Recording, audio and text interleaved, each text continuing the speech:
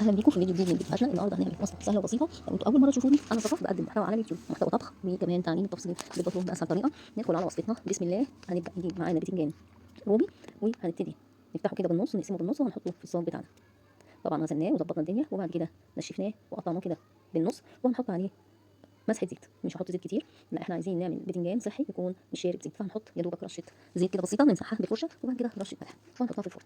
بعد ما طلع معايا في الفرن واستوى اهو، ببتدي اجيب البتنجان كده بالمعلقه واقلبه في بعضه، ورشه ملح برده بسيطه علشان البتنجان كله يبقى فيه ملح. بنفس الطريقه كده يا بنات، هو سخن كده بيبقى معايا طري، فبيبقى معايا يتحرك معايا بسهوله واقلبه بسهوله، لكن لو سبته يبرد هيمسك مع نفسه كده ويجلد. هبدا بقى احط اللحمه المفرومه. انا معصجه اللحمه المفرومه، وكلنا طبعا بنعرف نعمل اللحمه المفرومه المعصجه ازاي. اهو كل قطعه عندي من قطع البتنجان ضفت عليها اللحمه المفرومه. بعد كده معايا ميكس من الجبنه الرومي والجبنه الموتزاريلا، هضيفها على البتنجان من على الوش كده من فوق. ما تنسوش تشتركوا في القناه وتفعلوا زر الجرس علشان يوصلكم كل جديد وسهل من قناتنا، وتدعموني علشان دعمكم اكيد هيفرق معايا ويخليني استمر. كده احنا حطينا الجبنه على كل قطع البتنجان، هحطها في الفرن. حطيناها في الفرن، وبعد ما طلعت من الفرن ده كان شكلها.